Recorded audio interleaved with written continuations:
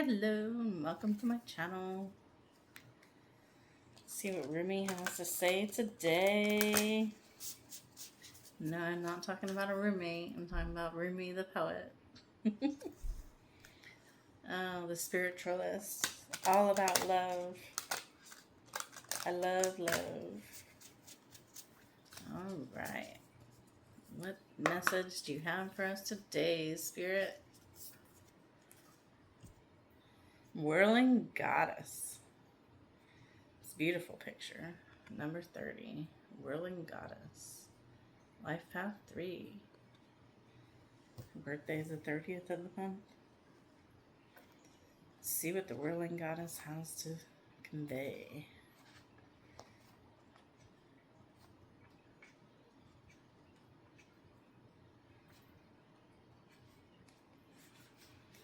It says, lose your head. Not a single thread that has a head can go through the eye of the needle. Rumi. Come, my love, are you dizzy yet? If you can still find your feet, then that is okay with me. But if you can still find your head, then I will take the issue. There is a great dance, but it cannot be danced with choreography steps. No, this great dance demands a response rather than an initiation, a reaction rather than a direction. So let us disassemble and lose our heads to the great music, the rhythm held steadily in our hearts. Our feet shall be moving whilst our minds, inadequate to the task, take the night off. Let that whirling mind rest. That's what the whirling goddess is. There is somewhere you are meant to be. It is here, now, in this moment. There is a gift right under your nose, and fragrant wine in your glass, gleaming red as the most precious rubies. To be here now, you must pass through the keyhole, but your head will tell you this is not possible unless the door is unlocked, even though your body is passing through the keyhole of that locked door into the endless world beyond. Leave your mind to be in its struggles for a moment. Without you laying witness to it, your mind will become like the dog howling for his master's return, even as he steps out the front door. Frustrated temporarily, he'll chew on some shoes, then fall asleep peacefully until his master returns. So leave your mind trusting, chewing a little, until you are truly through the keyhole when it can rest.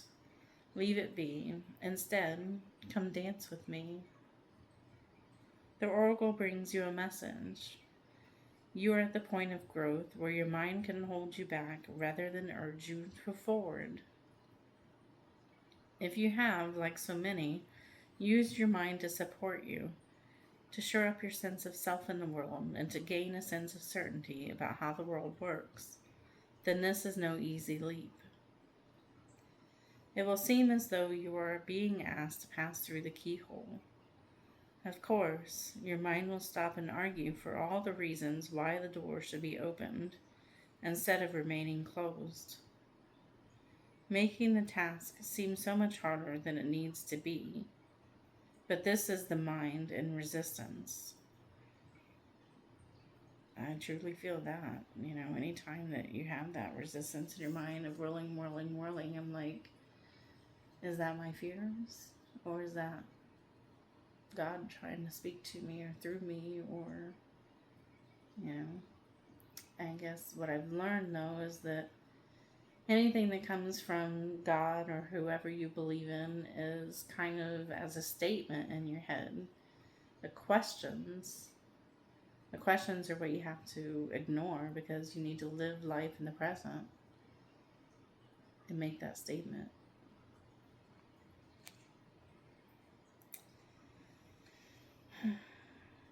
So it says, of course, your mind will stop and argue for all the reasons why the door should be open instead of remaining closed, making a task seem so much harder than it needs to be. But this is the mind in resistance. Don't place too much stock in the claims of life that should be other than this. You are being asked to dance rather than understand, to lay the thoughts to rest and to come alive. It is braver, most trusting soul that dares put you into the mind on one side and say, "Tonight we dance, my heart and I, in the great rousing music of the beloved's beating heart, and I will not miss one step." And to awaken the next day and do all the things over again and again and again. You are ready, you see, sweet soul dancer. You are ready to live beyond what you know, to have it not matter if you don't understand how life can work itself out, or how it could be that someone so normal and ordinary as you and I could also be so magnificent, wild, and divine. The need for answers and plans, assurances and explanations is passing out of your world now. You are not to wait for permission, for explanation, or even for another dance partner, for I am already inviting you onto the great dance floor. You are to let go of any stigma around not knowing. When someone asks you what you're going to do next or how are you going to manage, you are given this divine mandate. With relish, reveal the truth. I do not know. Know nothing and dance, sweet soul, for all will unveil itself to you in perfect harmony and timing, divine timing. Your heart shall create the steps in response to the music of the spheres, happening now, alive and spontaneous and free. This oracle brings you to a special message. If there is an issue apparently unsolvable or unknowable in your life now, the divine is handling it. The divine is in the middle of it, working through the knot and unraveling it. Fear not. Do not fear. Sorry. It says, do the sacred ritual and give yourself permission to take the night off from worry. Repeat this heavenly prescription daily as needed.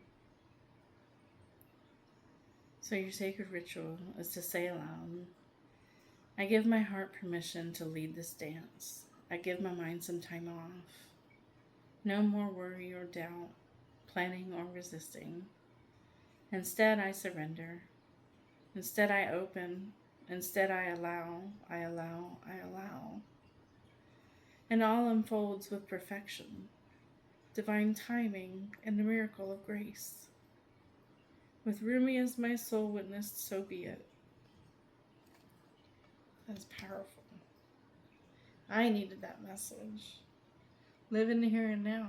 Don't worry about what is in the future. All the what ifs and what could be's and what will it be is just stress. Unneeded stress, because you never know what life is going to bring or take or what's coming next. So you have to live in the moment and love in the moment and cherish what you have. Express gratitude and be grateful.